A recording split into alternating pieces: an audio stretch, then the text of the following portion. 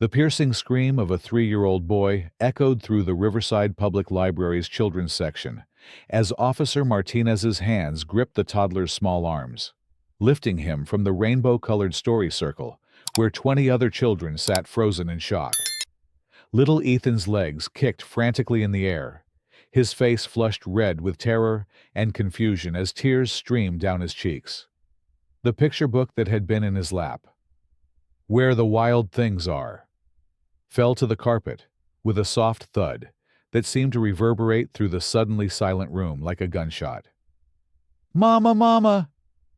Ethan's desperate cries filled the space as his mother, Sarah Chen, lunged forward from where she'd been sitting against the wall with the other parents, only to be blocked by Officer Rodriguez's outstretched arm. The fluorescent lights above cast harsh shadows across the normally welcoming space, transforming the cozy reading nook into something that felt more like an interrogation room. "Ma'am, step back," Rodriguez commanded, his voice carrying the authority of someone accustomed to being obeyed without question. Sarah's dark eyes blazed with a mixture of fury and desperation as she watched her son being manhandled by 2 grown men who towered over his tiny frame like giants. The other children in the circle began to whimper and cry, their innocent morning of storytelling shattered by this incomprehensible display of force. Just 45 minutes earlier, the same space had been filled with laughter and wonder. Ms. Jennifer Walsh, the children's librarian with 20 years of experience and a smile that could light up the darkest day, had been reading with her usual animated enthusiasm. Her voice had danced through the pages of classic tales while the children sat mesmerized, their eyes wide with imagination. Ethan had been right there in the front row, as he was every Tuesday morning, his almond-shaped eyes sparkling with joy as he clapped his hands at all the right moments. Sarah remembered how proud she'd felt watching her son participate, seeing how far he'd come since his diagnosis. Down syndrome had never defined Ethan in her mind. It was simply one part of who he was, like his love for dinosaurs or his obsession with wearing his favorite red sneakers every single day. These weekly library visits had become sacred to them both, a routine that brought structure and joy to their lives in equal measure. The trouble had started when Karen Whitman arrived 15 minutes late, huffing and puffing as she maneuvered her twin daughters into the overcrowded circle. A woman in her early 40s with perfectly styled blonde hair and designer athleisure wear that probably cost more than Sarah's monthly grocery budget. Karen had immediately surveyed the room with the critical eye of someone who considered herself the unofficial supervisor of all public spaces her tax dollars helped fund. Her gaze had landed on Ethan almost immediately. The little boy was rocking gently back and forth, a self-soothing behavior that helped him process the sensory input of being around so many people. His hands flapped occasionally with excitement during particularly engaging parts of the story, expressions of pure joy that Sarah had learned to celebrate rather than suppress. To Karen, however, these were signs of disruption, evidence of a child who didn't belong in civilized company. "Excuse me," Karen had whispered loudly to the mother sitting next to her, her voice carrying further than she'd intended. "Is that child supposed to be here? He's being very disruptive." The mother, a young woman named Lisa, who'd been bringing her daughter to Storytime for months and had grown fond of watching Ethan's uninhibited joy, had given Karen a confused look. "He's not being disruptive," Lisa had replied quietly. "He's just enjoying the story." But Karen's disapproving stare had continued to bore into Ethan, as if her intense scrutiny could somehow will him to disappear, or at least behave in a way that met her narrow definition of appropriate childhood behavior. When Ethan had let out a small squeal of delight during a particularly funny part of the story, a sound that had made several other children giggle with shared amusement, Karen's jaw had tightened. She'd pulled out her phone and begun typing furiously, her manicured nails clicking against the screen with the rapid-fire precision of someone composing what she considered to be a matter of urgent public safety. Sarah noticed Karen's behavior, but tried to ignore it, focusing instead on her son's happiness. Ethan was having one of his good days, engaged and alert, responding to Ms. Walsh's animated reading with the enthusiasm that made these library visits so special. She'd worked hard to find spaces where Ethan felt welcome and accepted, and the Riverside Public Library had always been a sanctuary for them both. But Karen's patience, already thin, had apparently reached its breaking point when Ethan stood up during an interactive part of the story, mimicking the movements Ms. Walsh was demonstrating. His coordination wasn't perfect, his movements a bit more exaggerated than the other children's, but his face was radiant with concentration and joy. To Sarah, it was beautiful. To Karen, it was the final straw. "This is ridiculous," Karen had muttered, loud enough for several parents to hear. "I'm calling someone." She'd stepped out of the children's section, her phone already pressed to her ear, her voice carrying back through the doorway as she spoke to whoever had answered her call. "Yes, I'm at the Riverside Public Library on Maple Street," Karen had said, her tone urgent and authoritative. "There's a situation here that needs immediate attention. There's a child who's being extremely disruptive and potentially dangerous. The mother isn't controlling him, and I'm concerned for the safety of the other children." Her voice had grown more dramatic with each word, painting a picture that bore no resemblance to the reality of a happy toddler enjoying story time. Sarah had felt a chill run down her spine as she'd caught fragments of Karen's phone conversation. The word dangerous had hit her like a physical blow, the injustice of it making her hands shake with suppressed anger. She'd looked at Ethan, still sitting peacefully in the circle, occasionally clapping his hands or making small sounds of delight, and wondered how anyone could see threat in such pure, innocent joy. Ms. Walsh had continued reading, her professional demeanor intact, but Sarah had noticed the librarian's eyes flicking toward the doorway, where Karen's voice could still be heard. Other parents had begun to shift uncomfortably, sensing the tension that was building in the normally peaceful space. The children, with their uncanny ability to absorb adult anxiety, had grown quieter, more subdued. When Karen had returned to the circle, her face had worn an expression of smug satisfaction that made Sarah's stomach churn. She'd settled back into her spot and waited, checking her phone repeatedly, as if expecting some immediate response to whatever complaint she'd lodged. Her daughters, twin girls about 4 years old, had seemed oblivious to their mother's agitation, but Sarah had noticed how Karen kept pulling them closer to her, as if shielding them from some perceived threat. The police had arrived with shocking speed, their heavy footsteps echoing through the library's quiet corridors like thunder. Officer Martinez, a stocky man in his 30s with close-cropped hair and tired eyes, had entered the children's section first, his hand resting on his utility belt in a gesture that spoke of practiced authority.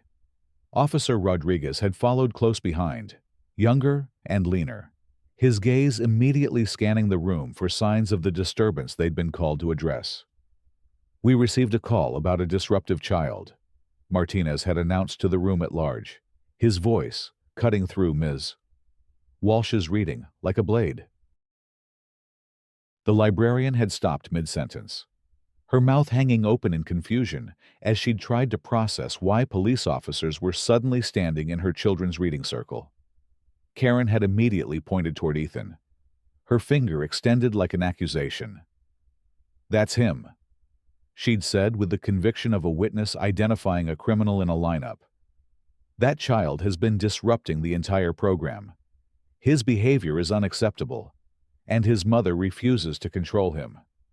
The two officers had looked at Ethan, who was sitting quietly in the circle, a picture book balanced on his lap, his small fingers tracing the colorful illustrations. For a moment, even they had seemed confused by the disconnect between Karen's dramatic description and the reality of a peaceful toddler enjoying story time. But Karen's voice had grown more insistent. more urgent. He was making noise, disrupting the other children, she'd continued, her tone growing more shrill with each word. I have a right to bring my daughters to a safe, controlled environment. This child doesn't belong here if he can't behave appropriately. Sarah had felt the blood drain from her face as she'd realized the full scope of what was happening. Someone had called the police on her 3-year-old son for the crime of existing in a public space while having Down syndrome.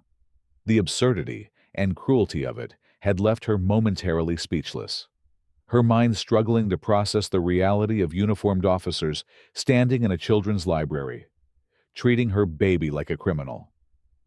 Ma'am, Officer Rodriguez had addressed Sarah, his tone formal and distant. We're going to need you and your son to leave the premises. You can return when the child can participate without causing disruption. Disruption. Sarah had found her voice, though it came out as barely more than a whisper. He's 3 years old. He's sitting quietly, listening to the story. What disruption? But even as she'd spoken, she'd known that facts and logic held no power in this situation. Karen's complaint had been filed. The police had responded. And now they were committed to a course of action that made no sense to anyone except the woman who'd initiated it.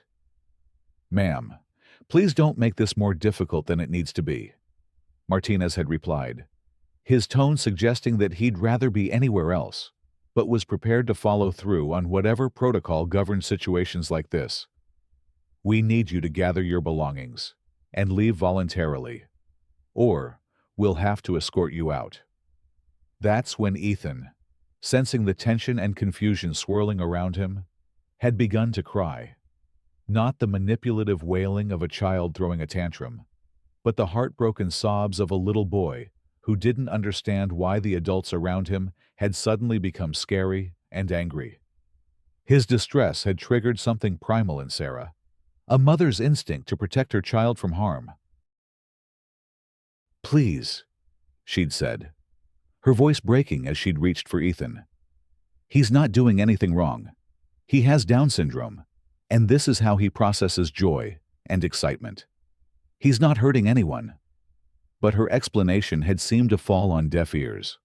The officers already committed to their course of action. The other parents in the circle had begun to murmur among themselves, their voices rising in confusion and concern. Lisa, the young mother who'd defended Ethan earlier, had stood up and faced the officers directly. This is insane, she'd said, her voice shaking with emotion. You're traumatizing a disabled child for no reason. He wasn't doing anything wrong. But her words had only seemed to strengthen Karen's resolve. See, Karen had said triumphantly, this is exactly what I'm talking about. The disruption is spreading. These people think they can bring any kind of behavior into a public space and everyone else just has to accept it. Her words had hung in the air like poison, their implications clear to everyone present. That's when Officer Martinez had made the decision that would haunt everyone present for years to come. Instead of de-escalating the situation or recognizing the absurdity of Karen's complaint, he'd stepped forward and grabbed Ethan under his arms, lifting the terrified toddler from the story circle as if he were evidence to be removed from a crime scene. The sound of Ethan's screams had been unlike anything the library had ever witnessed. Pure terror and confusion had poured from his small body as he'd been yanked away from his mother, away from the familiar and safe space where he'd been contentedly listening to stories just moments before. His legs had kicked wildly, his arms reaching desperately toward Sarah as the officer had carried him toward the exit. "Let go of him!" Sarah had screamed, lunging forward only to be blocked by Officer Rodriguez. "He's just a baby. You're terrifying him." But her pleas had fallen on deaf ears as Martinez had continued his march toward the library's exit, Ethan's cries echoing off the walls like an alarm bell that seemed to wake everyone from their stunned paralysis. The other children in the story circle had begun to cry in sympathy and fear, their innocent minds unable to comprehend why police officers were hurting their friend. Several parents had pulled their children close, their faces reflecting a mixture of horror and disbelief at what they were witnessing. Ms. Walsh had abandoned all pretense of continuing the program, her own eyes filling with tears as she'd watched one of her favorite little patrons being treated like a criminal. "This is wrong," had come a voice from the back of the group. An elderly woman named Mrs. Peterson, a retired teacher who volunteered at the library and had grown fond of Ethan over the months, had stepped forward with fire in her eyes. "That child has never caused a moment's trouble. He brings joy to everyone who meets him." But Karen had remained unmoved, her arms crossed over her chest as she'd watched the officers carry out what she clearly viewed as justice. "Rules are rules," she'd said coldly. "If people can't control their children, they shouldn't bring them to public spaces. My daughters have a right to a peaceful environment." As the officers had carried Ethan through the library's main area, his cries had drawn the attention of other patrons. Heads had turned from computer screens and book pages, faces reflecting shock and confusion at the sight of police officers forcibly removing a screaming toddler from what was supposed to be a safe, welcoming space for children and families. Sarah had followed behind, her own tears flowing freely as she'd tried to soothe her son from a distance. "It's okay, baby," she'd called to him, though her voice had been thick with sobs. "Mommy's here. Everything's going to be okay." But even she hadn't believed the words as they'd left her mouth. Outside the library, the officers had finally set Ethan down, but only after Sarah had been pushed several feet away from him. The little boy had immediately tried to run to his mother, but Rodriguez had blocked his path while Martinez had begun lecturing Sarah about proper parental supervision and appropriate behavior in public spaces.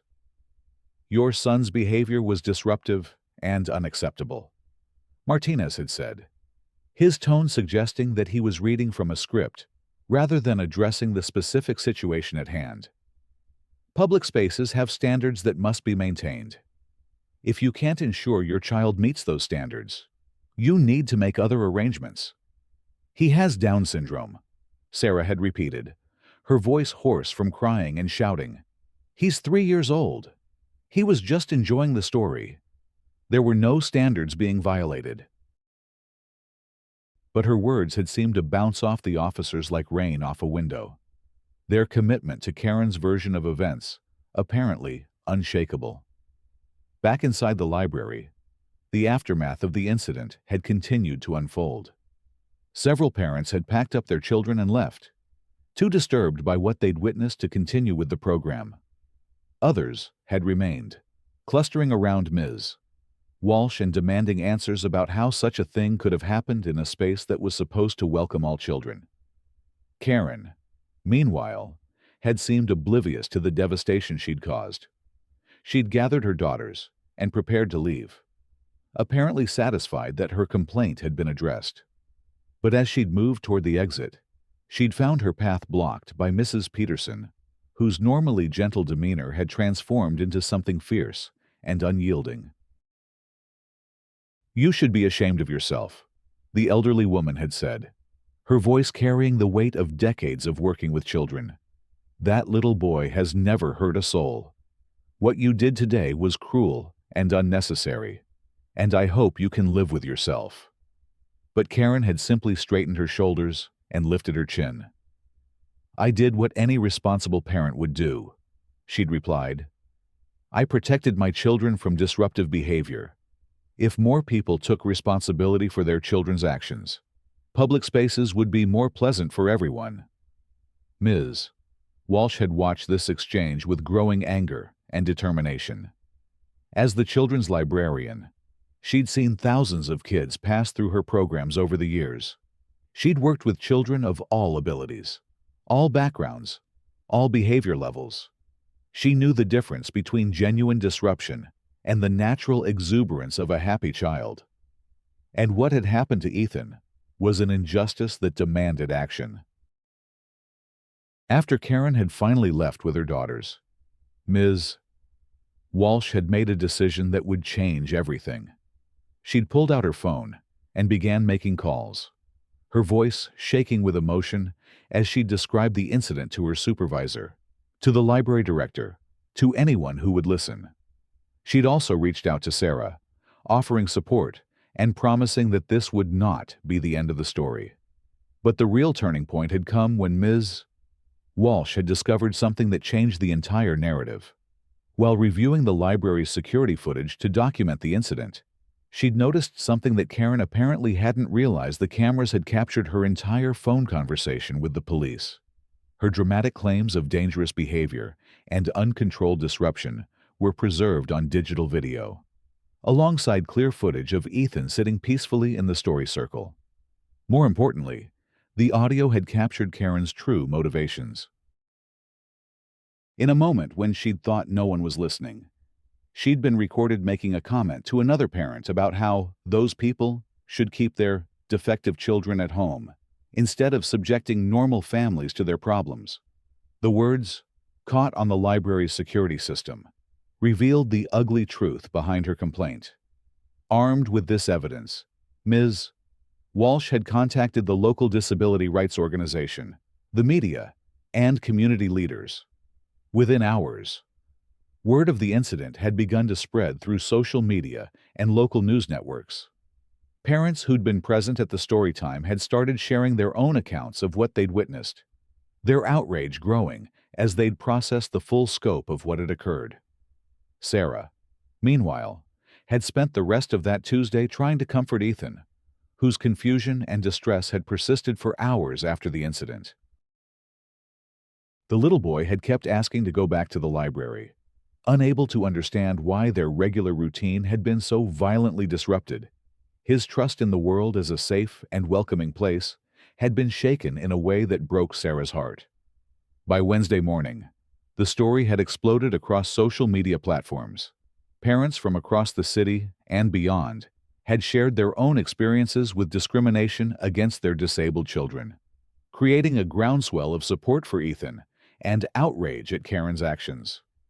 The hashtag #JusticeForEthan had begun trending, accompanied by photos and videos of children with Down syndrome enjoying libraries, parks, and other public spaces. The Riverside Public Library found itself at the center of a national conversation about inclusion, disability rights, and the treatment of vulnerable children in public spaces. Library Director Michael Thompson had issued a public apology, acknowledging that the response to Karen's complaint had been inappropriate and promising policy changes to prevent similar incidents in the future. But the community's response had gone far beyond social media outrage. Parents, teachers, disability advocates, and community leaders had begun organizing what would become the largest protest in Riverside's history. Planned for the following Saturday, the demonstration was designed to send a clear message that discrimination against disabled children would not be tolerated in their community. Karen, meanwhile, had found herself facing consequences she'd never anticipated. Her employer, a local marketing firm that prided itself on diversity and inclusion, had launched an investigation after the security footage had been made public. Her neighborhood homeowners association had received dozens of complaints about her behavior, and several local businesses had banned her from their premises after recognizing her from news coverage of the incident. The police department, too, had found itself under scrutiny. Community leaders and civil rights organizations had demanded answers about why officers had responded to Karen's complaint without questioning its validity, and why they'd chosen to traumatize a disabled toddler instead of de-escalating the situation. Both Martinez and Rodriguez had been placed on administrative leave pending a full investigation. By Friday, the story had been picked up by national news outlets. Sarah had found herself fielding calls from reporters, disability advocates, and parents from around the country who'd been moved by Ethan's story. She'd been reluctant to speak publicly at first, worried about subjecting her son to additional scrutiny. But she'd gradually realized that Ethan's experience could help prevent other children from facing similar treatment. Saturday morning dawned bright and clear. Perfect weather for what organizers had dubbed the Riverside Rally for Inclusion. By 10 o'clock, hundreds of people had gathered in front of the library, carrying signs with messages like, "All children belong," "Disability is not disruptive," and "Ethan's joy matters." The crowd included parents with disabled children, disability advocates, library supporters, and community members who'd been moved by the story. Sarah had arrived with Ethan in his stroller, overwhelmed by the sea of supportive faces and colorful signs. The little boy had seemed fascinated by all the activity, his eyes wide as he'd taken in the crowds of people who'd come to stand up for him. When Ms. Walsh had approached them with a warm smile and a gentle hug, Ethan had reached out his arms to her, his face lighting up with recognition and joy. The rally had featured speakers from disability rights organizations, parents of disabled children, and community leaders who'd been appalled by the treatment Ethan had received. Each speech had emphasized the same themes: inclusion, acceptance, and the fundamental right of all children to participate in community life without fear of discrimination or violence. But the most powerful moment had come when Sarah had taken the microphone. Ethan balanced on her hip, his small hands playing with the colorful ribbons on her shirt. Her voice had been quiet at first, almost whispered, as she thanked the crowd for their support and shared her perspective on what had happened. "Ethan loves the library," she'd said, her voice growing stronger as she'd continued. "Every Tuesday morning, he wakes up excited because he knows it's Storytime Day. He loves the books. He loves Ms. Walsh's funny voices, and he loves being around other children. What happened on Tuesday wasn't about his behavior. It was about someone who decided that children like Ethan don't deserve to exist in public spaces." The crowd had erupted in applause and cheers. But Sarah had continued, her voice now carrying clearly across the gathered assembly. "But look around," she'd said, gesturing to the hundreds of supporters surrounding them. "This is our community, saying that every child matters, every child belongs, and every child deserves to be treated with dignity and respect." As if on cue, Ethan had chosen that moment to clap his hands and let out a small squeal of delight. The same kind of joyful expression that had apparently offended Karen so deeply. The crowd had roared its approval, and several people had wiped away tears as they'd witnessed the pure happiness of a child who'd been through so much trauma just days before. Unknown to the rally participants, Karen had been watching from across the street, her face hidden behind sunglasses and a baseball cap. The sight of hundreds of people gathered in support of the child she'd tried to have removed from the library had clearly shaken her. She'd stayed for only a few minutes before hurrying away, but not before several people had recognized her and begun pointing in her direction. The rally had concluded with a march into the library, where Ms. Walsh had held an impromptu story time on the front steps. Dozens of children, including many with disabilities, had gathered around as she'd read from the same book that had been in Ethan's lap when the officers had grabbed him. This time, however, every expression of joy, every excited movement, every happy sound had been met with applause and encouragement from the surrounding adults. In the weeks that followed, the consequences for Karen had continued to mount. Her employer had terminated her after determining that her actions violated the company's values and code of conduct. The police investigation had revealed that her 911 call had contained multiple false statements, leading to charges of filing a false report and misuse of emergency services. Her homeowners association had voted to censure her, and several of her neighbors had made it clear that she was no longer welcome at community events. More significantly, Sarah had filed a civil rights complaint against Karen, supported by the disability rights organization and a team of pro bono lawyers who'd been moved by Ethan's story. The complaint alleged discrimination based on disability and intentional infliction of emotional distress, seeking both monetary damages and a court order requiring Karen to undergo sensitivity training about disability rights. The Riverside Police Department had also faced consequences for their officers' actions. Both Martinez and Rodriguez had received formal reprimands and been required to complete additional training on disability awareness and de-escalation techniques. The department had also implemented new policies requiring supervisory approval before removing anyone from public spaces based on complaints about behavior that might be related to a disability. But perhaps the most meaningful changes had occurred at the library itself.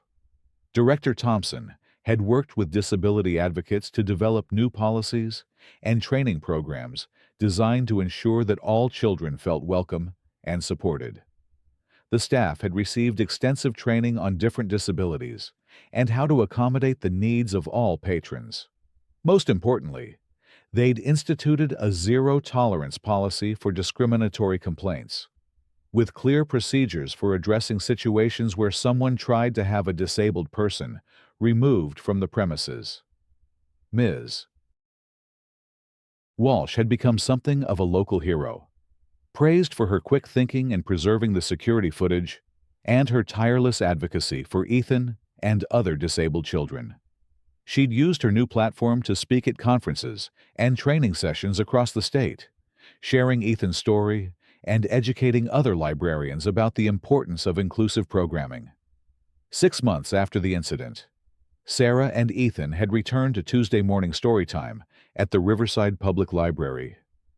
The program had grown significantly, with many new families joining after hearing about the library's commitment to inclusion. Ms.